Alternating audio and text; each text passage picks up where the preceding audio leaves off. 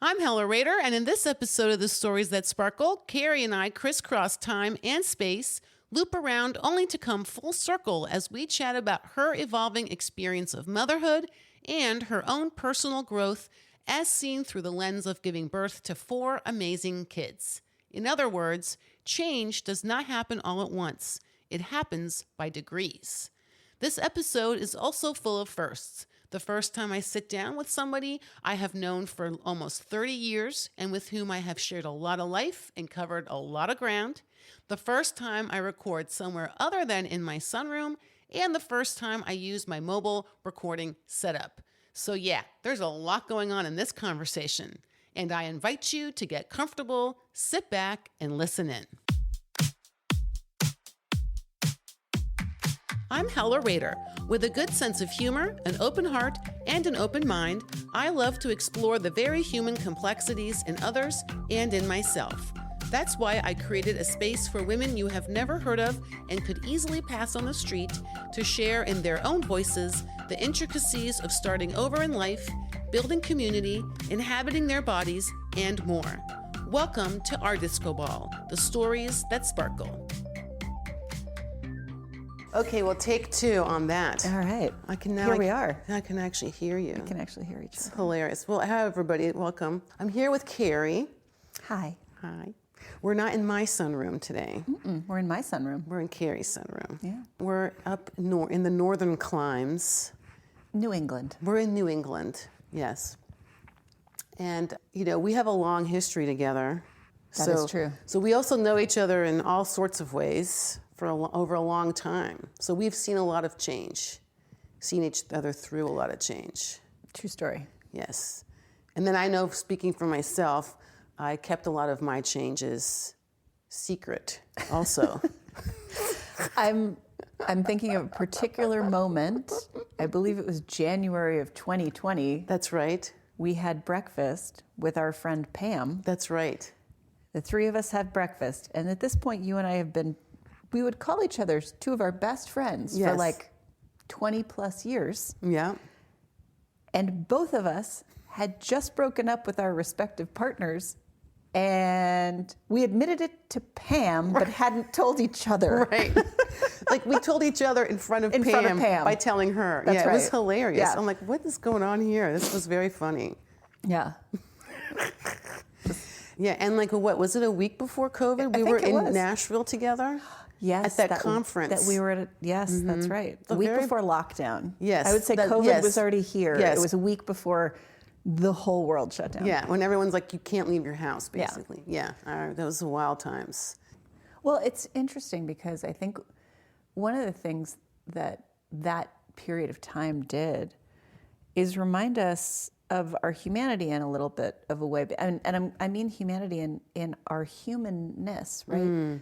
Humans we are meant to be growing and changing all the time. That is part of the human experience that we're here for, is to shift and to grow. And you can just look at little kids, right? Like you're not the same at 4 as you are at 5. And then if you look at yourself at 15, you're a completely different being. And I think somehow there is this idea, and I don't know if it's just a Western idea, but there's this idea that we get to, quote, adulthood, your late teens, your mid-20s, and you're like, I've got it figured out, and this is who I am for the rest of my life. Right. Thank God I am not who I was at 25. I mean, seriously, yeah. But I think we resist change in that sense. And so often, instead of choosing change, we have change thrust upon us, which is kind of what lockdown did. You had to decide how you were going to live. You just had to decide. Some people couldn't make money the same way that they had been making money pre-COVID. If you were a waitress in a restaurant, yeah, what were you going to do? You couldn't make money the same way. Where were you going to live? I was living in New York City, but I have 4 children. Yeah, I can't even imagine. Yeah. Like this is like, you're like in New York City, the hotbed of the pandemic at this point too. Yeah. The epicenter or one of them. Right. Well, and you're getting information thrown at you from all sides, which is, it's a microcosm of the macrocosm of being human, right? You are constantly taking in input. Now in a situation like this where it's sort of a panic situation and, like fear. and fear situation, and it's hard to know what information to rely on. The reason I left New York City is somebody called me, who's a friend who worked in Washington, D.C., and said, yeah, I've just heard a couple of times today that they are going to close the bridges and tunnels to New York City because it's such a hotbed. And I was like, I called my beloved Manny at the time, and I said, can you please pack a week's worth of clothes for the kids? We're going to go up north. I was lucky enough to have a house that I could move everybody up to, and we ended up staying there for 2 years. And and P.S. I now live here full time and don't live in New York City. So I think change is all about making choices, right? You have to, it could be something drastic like have to choose where to live, who to be with, any of those, what to spend your money on, any of those things. But it can also be as subtle as choosing how you react to something, how you view something, making choices in a moment to be more or less aligned with who you want to be. Yeah, I find like currently I'm really working on the not making a choice immediately, like waiting, like sitting, taking in the information, asking myself like, how do I actually feel? Because I don't always think about how I feel. I think about how I think about it. Right. Well, that's way easier. That information is readily available. Yeah, there's no risking of like discomfort or any of those things. So like it's been a real practice to learn to just sit and wait and not rush into making a decision or a choice about what do I want to do next, or how do I want to do that thing, or how do I want to respond, or well, it feels like when you do that, more choices are available. Right. Like if you're like, okay, that happened, I react, you've kind of got one choice. It's usually a knee jerk, or it's like a yes, no kind of are your two options. And if you sit with information and you sit with your feelings around the information, and you delay your reaction, it feels like more opportunities arise. You have more things that sort of, grow out of the ground because you've created a fertility in your mind that can give you other options. Which, speaking of fertility. Wow, that's a segue. I know, like it's so elegant, right? I'm such an elegant seguer. I love it. I would say it was a creative segue. It was. Yeah, I was like, wait, that your word. creativity. Because one of the things, right, like when we were young and carefree in our early days, running around New York City, both of us were like, no, I'm not having kids. At the time, I didn't realize I probably wouldn't have been able to have kids physically. So I was like, that's my choice. It turns out many moons later that I'm like, oh, probably wouldn't have been such a choice as much as I thought it was, which I thought was also, I think is also interesting. That whole choice question is sometimes you think you have a choice you don't actually have until you have more information. Like it's just that thing of like more information. Well, and you didn't get that information because you had already made the choice. Right. And so I didn't look for more information. Yeah. So anyway, but you, on the other hand, did go down the path of motherhood. So like, what was that change like from not motherhood to motherhood? Well, I would say, I turned to my mother, I think I was 12, and I was in my cousin's wedding. And I was wearing a big floral floofy dress, and it was a big ceremony, and it was a big thing. I turned to her and I said, and she and I were sort of having a fight because obviously I was 12 or 13 or whatever I was. And I was a very grumpy preteen and awkward and angry and all those things. And I went, I just want you to know I am never doing this. And she was like, okay, fine. I was like, and she didn't react enough for me. And I went, and I'm never having kids. And she's like, all right, whatever.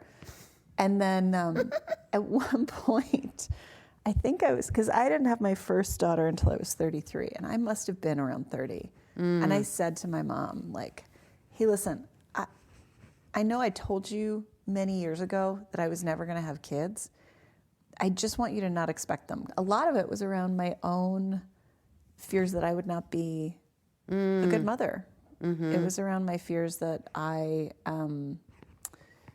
was not going to be able to hold someone else's emotional landscape. And so they believed me. My parents definitely believed me. 3 years later, I found myself pregnant with my first daughter. And it sort of surprised me and shocked me. And I think it took me, like, there's so many people, when I look back now at all my friends who would prepare their bodies as these temples to accept a new life into them. And I mean, I was still smoking cigarettes up until the day I found out I was pregnant. Right. You know, I can now look back and see that my life was, you know, I was a little bit aimless in a way. I mean, I had a really successful company, my you know, and I traveled all the time, and I like went to great places, and we went on vacations, and I had a very big social life, and those things were really fun. And I thought that was kind of all there was. And I remember having this realization. I actually had a dream. There was someone standing next to me who was like some kind of a guide or an ancestor or someone. I was looking into this crib with this baby, and I was like, how am I supposed to teach her everything she's supposed to know? And the presence said, oh no, this child's here to teach you. Oh no. Oh yeah. And I can say to this day, man, is that true. Not that I don't teach her anything, but my first daughter has taught me more about myself and my own capacity for love and for, because that's the other thing I didn't understand about kids, is that change from this love that kind of automatically happens, where you go from making decisions about what is the best thing for you to then considering someone else first. And it's a real thing. It's a very interesting phenomenon. And I would say that and staying on the theme of change, I remember that first sort of 2 nights in the hospital with her. It's just she and I in the hospital. I remember looking at her and being like, talking to her and being like, I have no idea what I'm doing. I have no clue. So we are gonna have to do this together. Like, you're gonna have to be patient with me. I'm gonna have to figure out how to be patient, full stop. I was not a patient person in any way, shape, or form. And I was gonna have to find my capacity for all that. Wow, that's amazing. Yeah. Yeah, it's always a funny thing to me, because I don't have, this is like, I have zero touch point physically. Right. Like, I can have no recall in my body of what any of that feels like. So I find it fascinating, and also like I have such curiosity about it. And I think sometimes like a longing, because I do too. Like I had the same conversation with my mom, like, never happening. I also felt I was out of control. My life felt very out of control.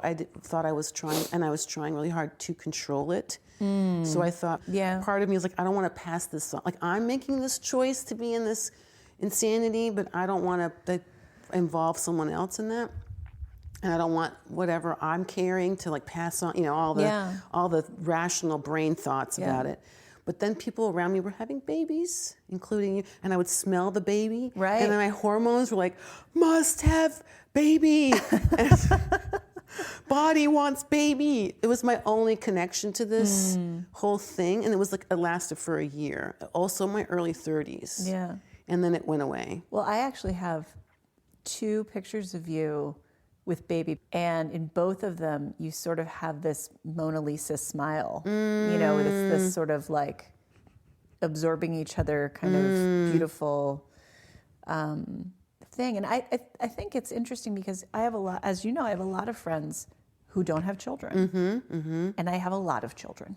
Right. 4, in fact. You had them all for us so we can have them with you. Well, but it's interesting because I think a lot of the time women who, and I think I see this more because I thought that was the woman I was going to, that was the woman I intended to be. It was the woman without children. So I think it's possible that I'm more sensitive to it, but I think there's this thing for women without children where they feel like maybe they are viewed as not having that mothering capacity or that capacity for care. And I find actually quite the opposite to be true. And I find that there is an enormous generosity, like a deep well of love. And I think it is because the women that I know who don't have children are working on themselves or have worked on themselves to the point that they have met their own needs or have identified at least their own needs and have worked on those. So that I believe that is something that is generative. And I believe that when you have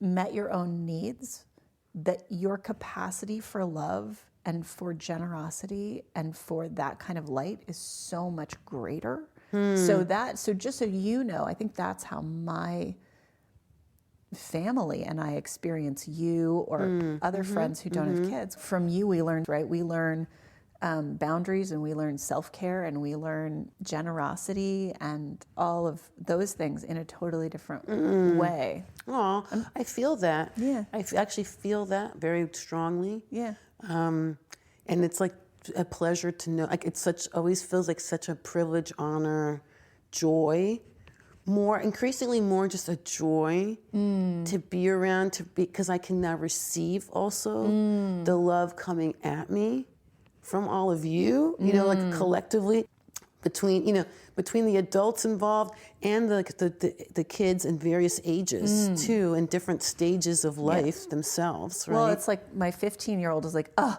Aunt Hella's here. I can talk to her about stuff. And then my 8-year-old is pure oh my God, you're here, you're back, here you are. Let me show you the jack-o'-lantern candle thing that I have over here. I know, I'm like, sure, let's look at it.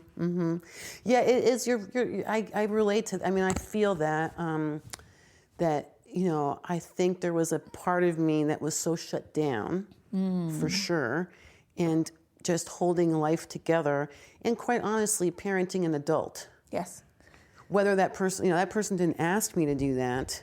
Sure. I just decided I was going to do that for them. Like, I will now be your mother, which is also not terribly sexy or attractive, but here we are. No.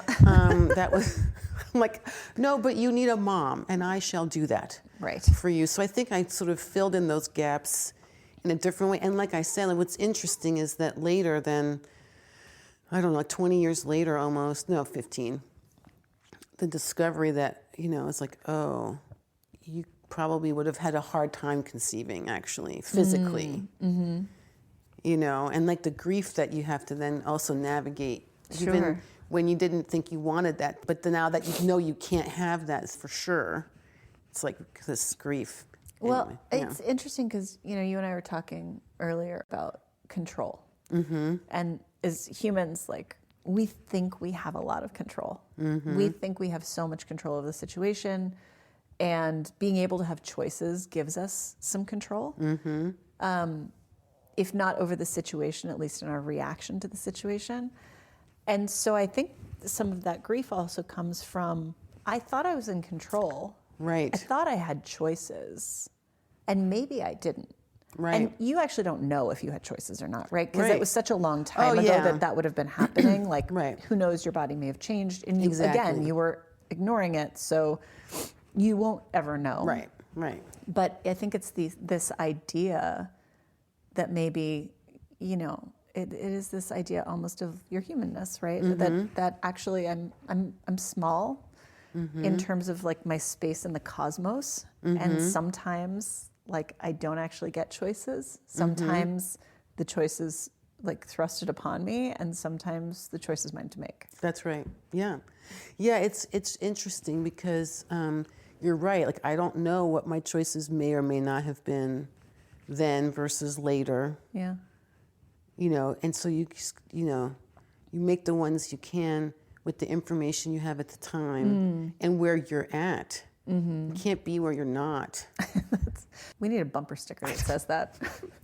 I'd like to be where I'm not all the time. Right. However, unfortunately, this is not possible. Yeah. So, how has motherhood in your experience, because your experience will be wildly different from some other mom's experience, obviously. But what's your experience been like of how that even motherhood and your understanding of it or experience of it has changed over time? Well, I think one of the things for me, I have 4 children, three pregnancies. My middle 2 kids are twins. And I think I can kind of illustrate that through my experience of birth. So my first daughter, I had no idea what I was doing. I did all the stuff, right? I did the classes. I did hypnobirthing. Right. I did, I did all of this stuff, and I got into that delivery room. I was woefully unprepared. I was just emotionally unprepared. I got it. Okay. I didn't know how this was going to look. I had a big job, still do, and I was working a ton. I didn't know how to stop. I didn't know how to wind that back. I was scared of maternity leave. I was going to go from a job I was really good at, that I knew exactly what to do every day when I got in. I knew what my job was. Right. To then going into my new job, quote unquote. Right. For 3 or 4 months of maternity leave with, this new person. I had to figure out how to feed it. The schedule of a newborn baby is relentless.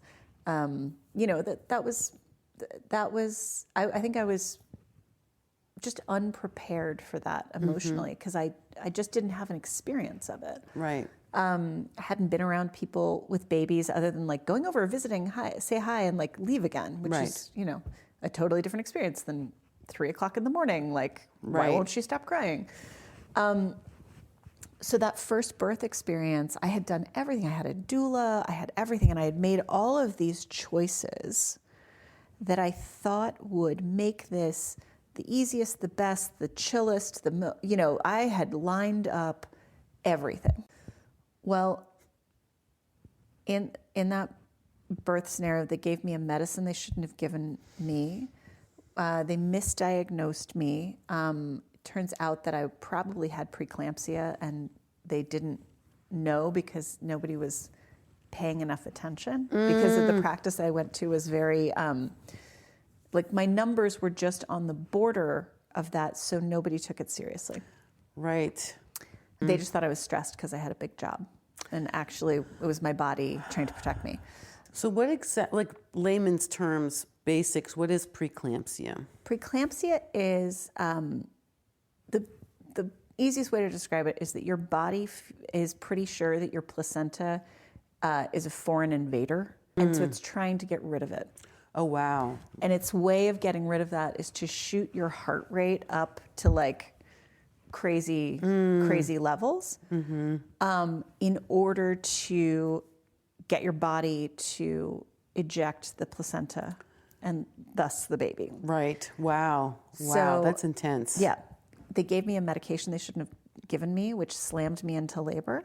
Usually you go from, you go to 8 centimeters dilated, and that's when you start pushing. I went from walking around like a not pregnant person to 8 centimeters dilated in 90 minutes. Oh my gosh. Which is like, it usually takes people 8 hours. I was really lucky. People who've been given this medicine have had like uterine rupture, have died in birth. Like it's crazy. So and then my doula showed up like 20 minutes before I started pushing with it. Like we had called her, and she showed up like 2.5 hours later with like a Dunkin' Donuts iced coffee in the largest possible size, freshly showered. And I'm like, in labor. It was crazy.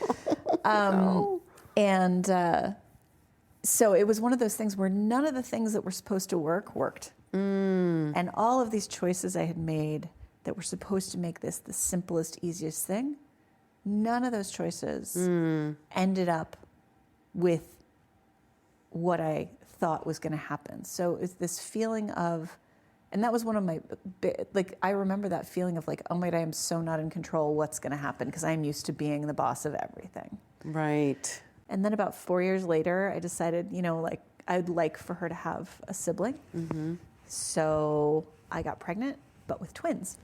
So do twins run in your family? Nope. The other Nope. It in was his just family? no, neither. Really? It was just as my wonderful Brazilian doctor said when she told me that it was twins, and I started crying out the sides of my eyes like a Kathy cartoon.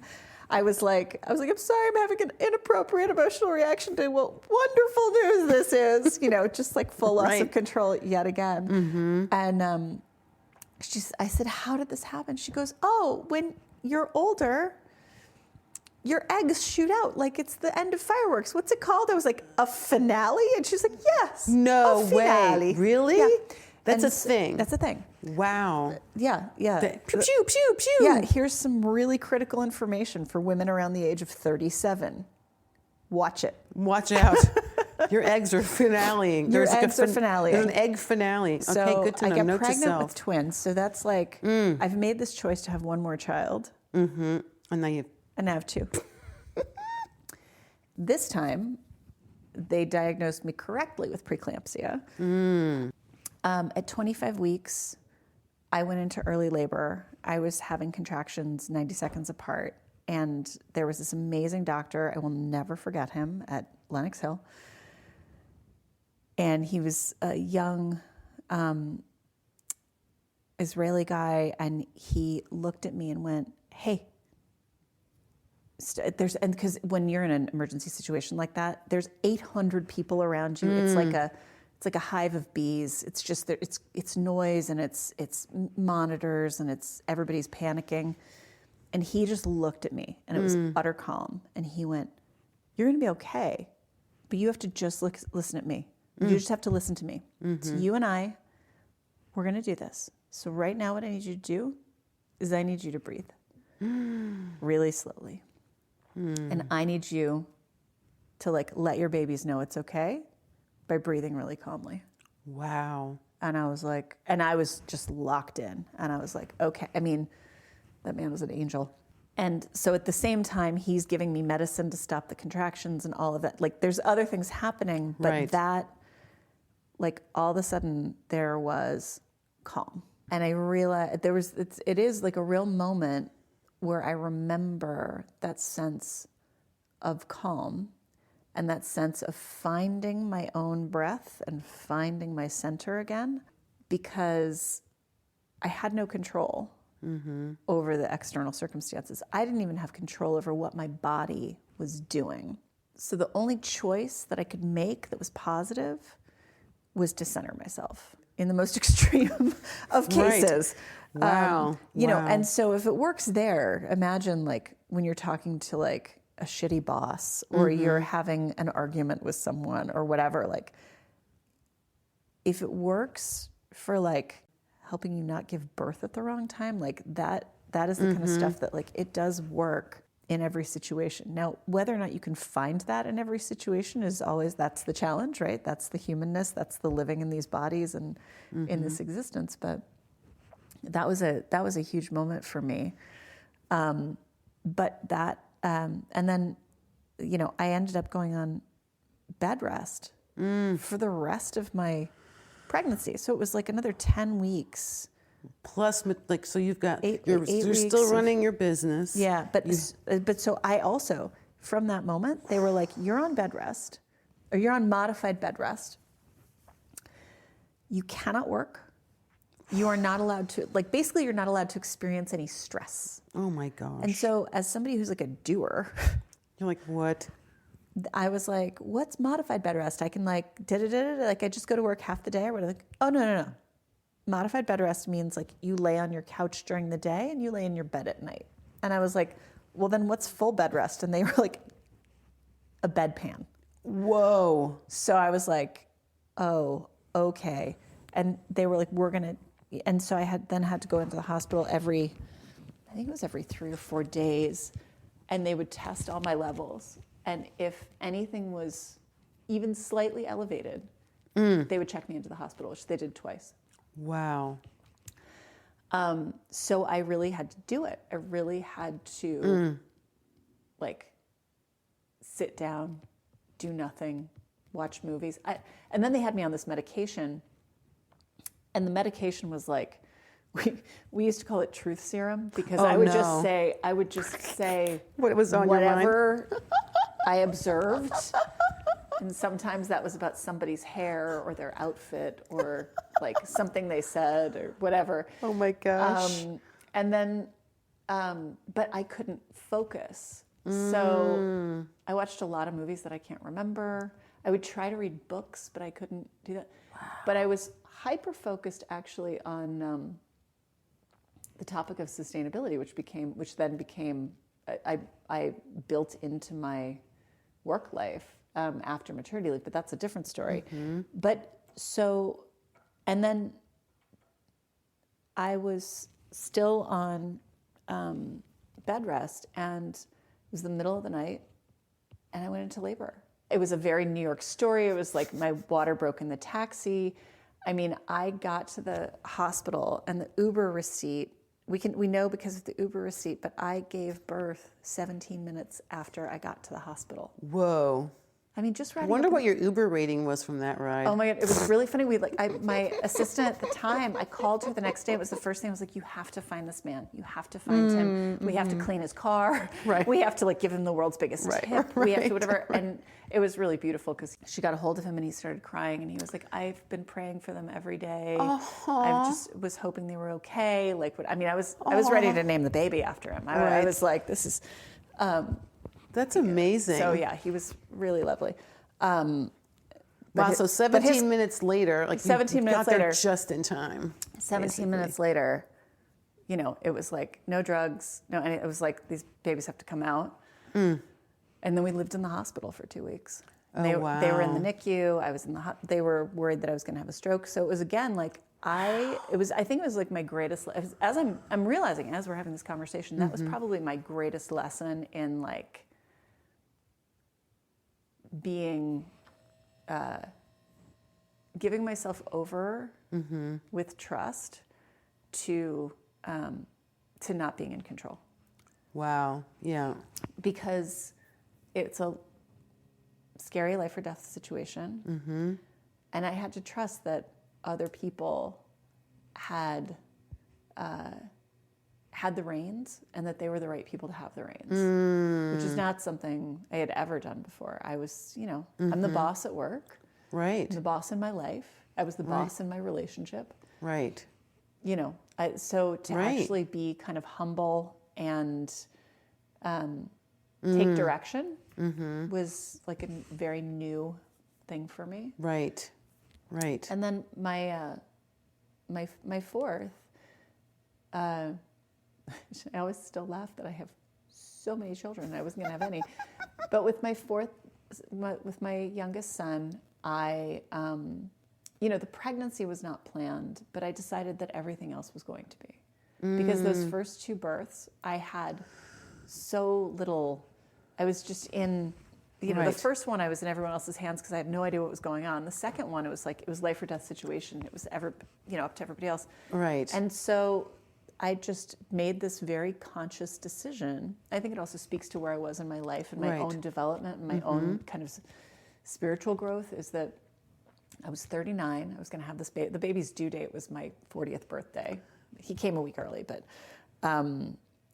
and so I thought I am going to appreciate everything about this experience because I'm definitely not doing it again. Right. This is it. This is it, people. And so the change in me was that I was incredibly present and incredibly conscious of what was happening and who was growing inside of me. I was very, I'd talk to him, I remember I'd always talk to him in the shower. Aww. It's a good place to talk to yourself. I love that. You know what I mean? Right. Nobody thinks you're crazy. And with my maternity leave with him, I slept when he slept. I would there were times we would sleep together. I was very, I held him a lot. I made sure that like, I really savored every moment of that.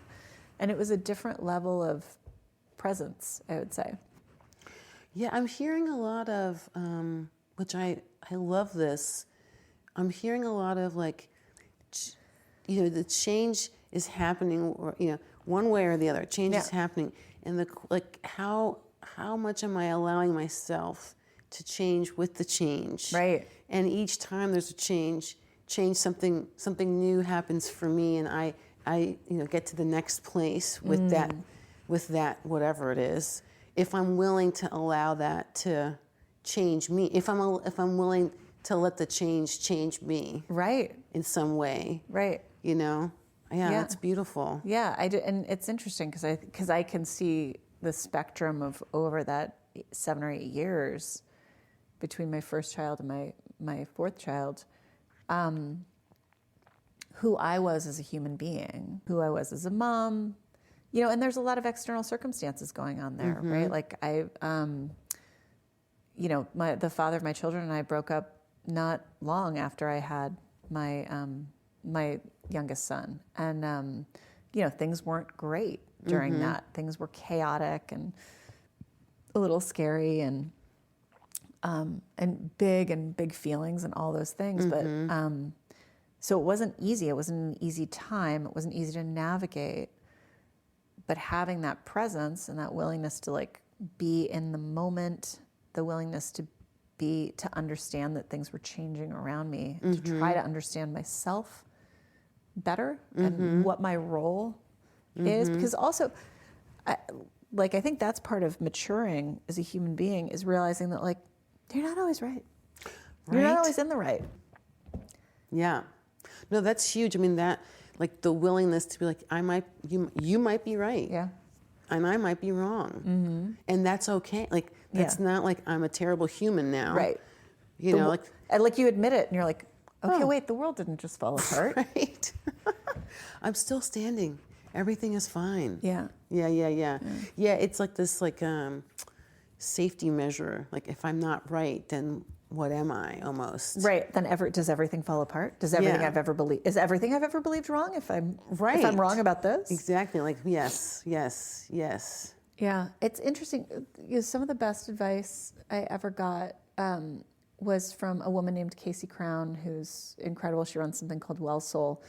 And she was my therapist for a long time. And she always said to me, and this really resonated, because as soon as you start doing it, it works so immediately that you kind of want to do it all the time.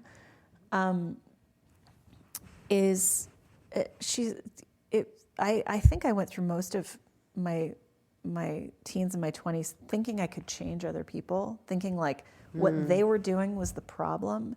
And so since what they were doing was the problem, clearly I was in the right, they were in the wrong, and they needed to change. But there's always two people in the situation. So examining how I react to that person's stuff and what that person's doing, that's the only thing I can change, is how I react. And I remember Casey saying to me, change your reaction and watch what happens with the other person. Because if you're willing to change how you're reacting to them, they are going to have no choice but it changes the dynamic, so their behavior is going to change. And P.S., sometimes it makes them a little more erratic, a little more unstable, and a little more...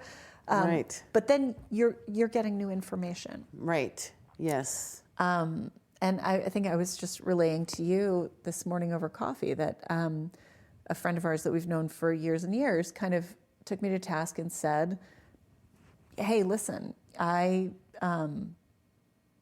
this is something I experienced from your behavior. Here's how I feel. And usually with our dynamic, I would go, okay, well, you did this and then you did this, so you need to see your part in it. And I would immediately go to that because it's a very long friendship. It's an almost 30-year friendship. So we would, so we've got some patterns. And instead, I sat there and I listened, and I was very conscious of listening. And I had to take in what she said and understand that what she was saying had validity, whether or not I wanted to admit it, whether or not I wanted that to be true. It was definitely true for her. And not only that, could I see the places where I could do something different. And so that, it was interesting because that was a different pattern than she and I are used to having.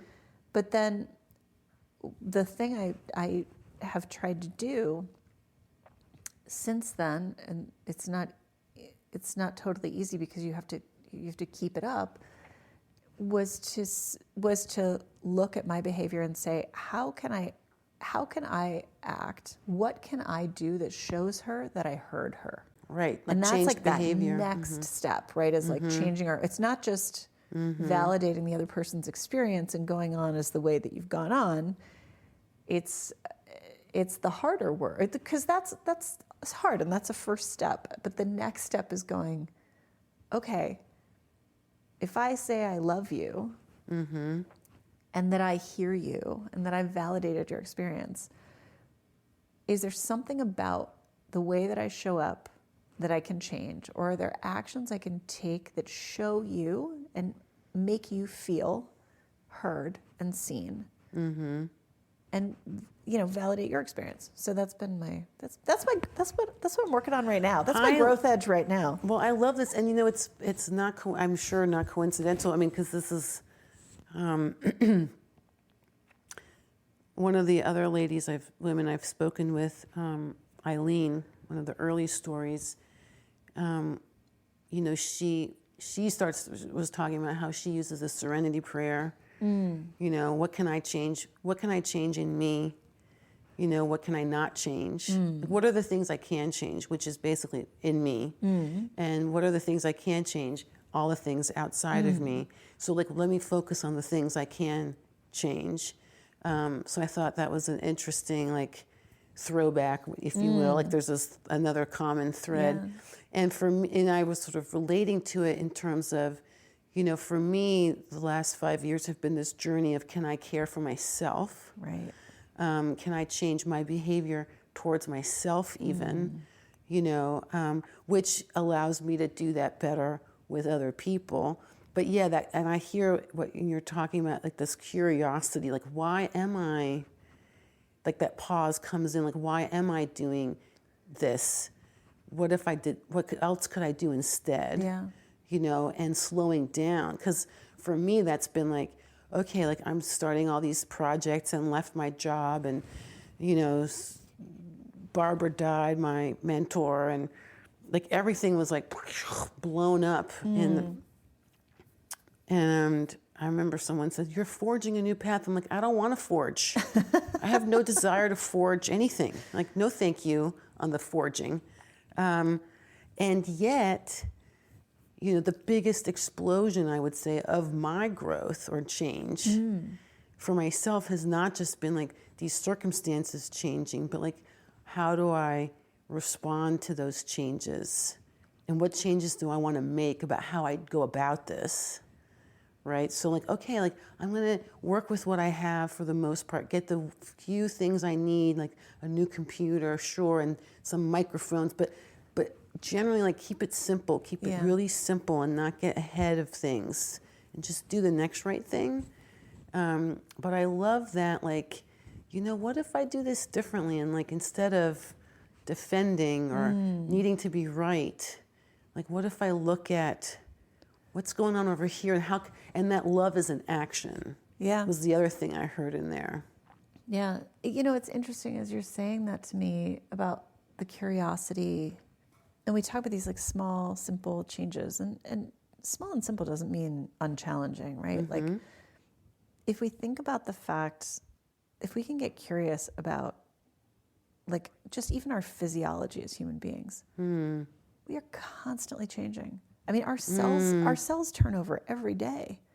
The cells that were on your face 2 days ago are gone. They haven't been here. They're just you have brand new cells. You have brand new brain cells. You recirculate your blood. The oxygen that's in your lungs right now was not there an hour ago. So there's no staticness. There is no stasis. And I think we're always looking for stasis. And it's curious. I wonder if we can get curious about that, because even homeostasis is not static, right? Homeostasis is, if you look at an ecosystem, it's just constant input and output, shifting, changing with the temperature, with the climate, with, you know, what's in the water, what's in the air, what's happening. So, but, you know, in nature, changes are rarely drastic, right? When there's a drastic change in nature, we call it a natural disaster. Right. So like forging a new path and taking a 180 and whatever is akin to like a volcano exploding. Oh wow! I had not thought about it like that. That's so like it's like it's a volcanic eruption or an tornado or like a wildfire or something like that. Oh wow! To take care of things that weren't tended, you know, is basically what a wildfire is. So it's interesting because I think like these small shifts, these course corrections, these tiny little, like you said, keep it simple. What I'm hearing is like, don't make the shifts drastic. Little shifts, little shift, like little, like a sensitive volume button, like the way that you would turn a sensitive volume knob. My dad was in the Navy, so they were on these big ships. And so like you never turn that ship, you don't even turn that ship 45 degrees, right? Like you're thinking, you're just minor course correction out of the harbor means that you end up in the west versus the east, right? That's amazing. Yeah. Yeah. I love this. I always get so much more out of these conversations than I knew. Certainly I leave with like all this like great, like now I'm going to leave with this going, okay, what can I look at in my life that was like, what kind of natural disaster was it? Like my divorce, was that a tornado? Was it an earthquake? Because it's like, now I'm like, because I'm so visual about it, I'm like, now I can put a different kind of visual to it and go, oh, well, of course it was so disruptive and earth shattering. And of course you were leveled for a period of time and needed to sleep an inordinate amount of time, you know, and it's good that you did, because that was a natural disaster upheaval, like a massive upheaval. Right. So, you know, I brought this up before, like sustainability is something I work in. And one of the things I'm really interested in is agroforestry and the way that we tend to maintain forests or don't. And, you know, a lot of the catastrophic wildfires we have are because forests are not tended in the way that they should be. So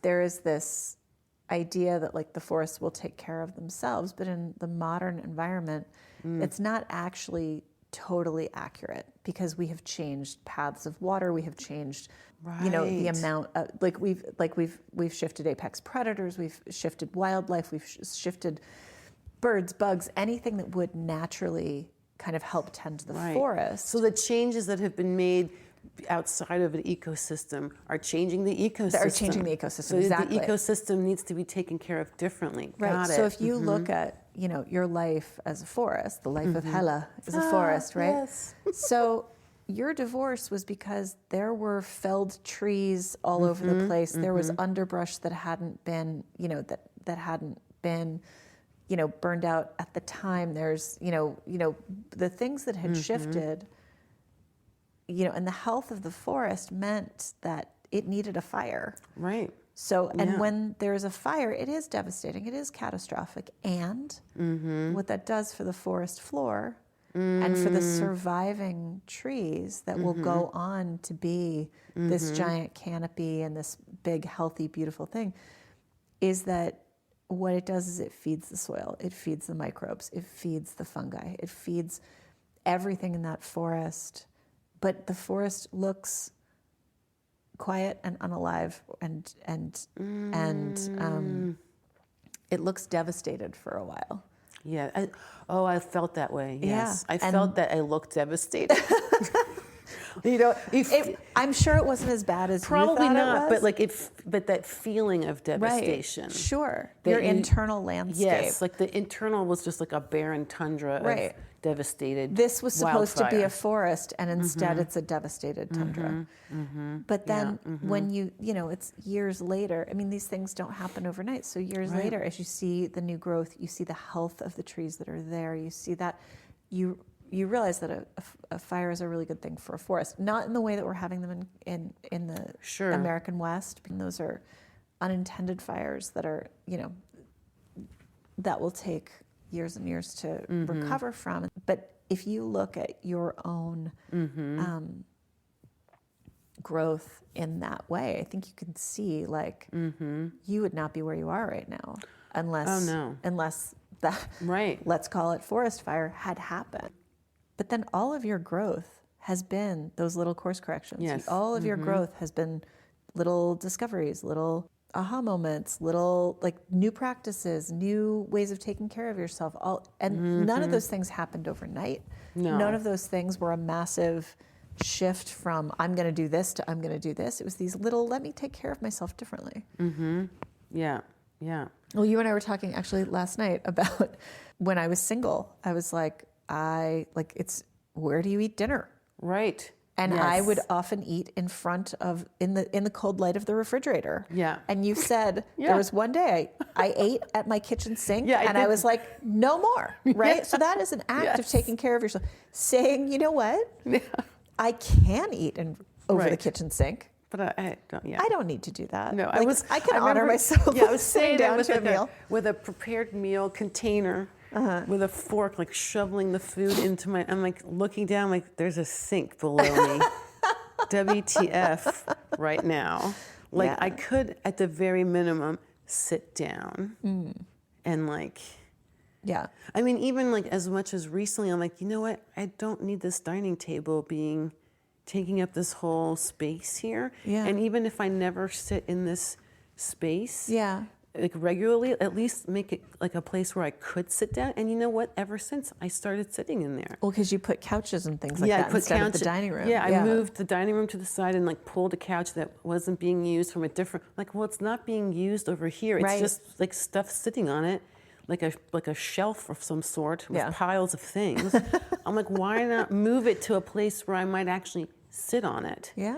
And it's funny because ever since I did that, I now sit there. And it gives me a different view of the same space. Interesting. Because I always sit in the sunroom or I stand in the kitchen. Right. And this is slightly a little bit further back, but a version of the same vantage point, but just different. Yeah. And it's like those little micro changes in how I look at the thing, you know, changes what I'm taking in and my relationship to whatever that is. Yeah. And sometimes it means taking that step backwards or further away from to like and sit for a minute and look at it from over here. Also, to bring it back full circle, God, we're so good at this, Carrie. I know. This is where our ADD kind of works together. Yes. It's like two wrongs make a right. That's right. Two ADDs make a coherent thought or linear thought. That humanness, the humanity, aka humanness of, you know, we're all just peopling, doing the best we can in this moment with the information we have. So the more information, good information we can get about our impact, I think that's always, I don't always know what my impact is. You know, I'd like to think I'm aware, but I don't always know. And so making me aware and going, hey, listen, you may not be aware, but you're totally unaware here of the impact you're having. And I know fundamentally you want to do you don't want to do that. Now that you know that, you can do something different. I can bring this back to my 15-year-old who is my greatest teacher about that. She was dating a boy. I would just make offhanded comments. I didn't think I was being destructive in any way, shape, or form. I had my own issues that were about the way I was raised. The way I was raised to speak to adults, the way I was raised to show respect, the things that I felt were my things. And the greatest thing about a 15-year-old is she will tell you. Right. And she did. She said, hey, listen, you know what? When you do this, it actually hurts me. Right. And it makes me feel this way about and I realized I was working to total cross purposes with what I wanted to do, which was I wanted her to understand her value and how she should be treated and respected. And instead, I was doing the exact opposite. Right. Right. So it's fun because it's again, I'll go back to gosh, we're tying up all the loose ends. I'll go back to curiosity, about having curiosity rather than defensiveness, about our own blind spots, about our own not knowing, and about our own humanness, and just sort of being able to forgive ourselves. And then again, with her, for me, what it has to be is showing her that I heard her. Right. And that I can change my, ingrained behavior. Right. Right. I mean, I really do think we covered all the bases, looped back on all the things. We started and then ended in the same place. Oh my gosh, we kind of did. I love this. Look at us. It's like the best kind of full circle that went all over the place and then came right back to where it was. This is lovely. Well, it's always lovely. Warms my heart that we got to do this and that I got to be here to do this, and that you're with me on this. Yeah. Journey, we're on this journey together. Sure of are. exploring our humannesses. And our changes. So so thank you so much. Thank you. I can't wait to hear all these wonderful ladies' stories. Yay! Another big shout out and big thank you to Carrie for joining me. Thank you for listening to the Stories That Sparkle. I really appreciate you being here. I have a small correction to make. The conference Carrie and I attended just prior to the COVID shutdown actually took place in February 2020, so it was a full month before the shutdown, not the week before. So just wanted to clarify that. Thank you again for being here. Please rate, review, subscribe, follow, hang out with me on Substack, hellarator.substack.com. Share this podcast with someone you know. And if you have a story you want to tell, please drop me a line at hellarator@substack.com, because together we bring light into dark places.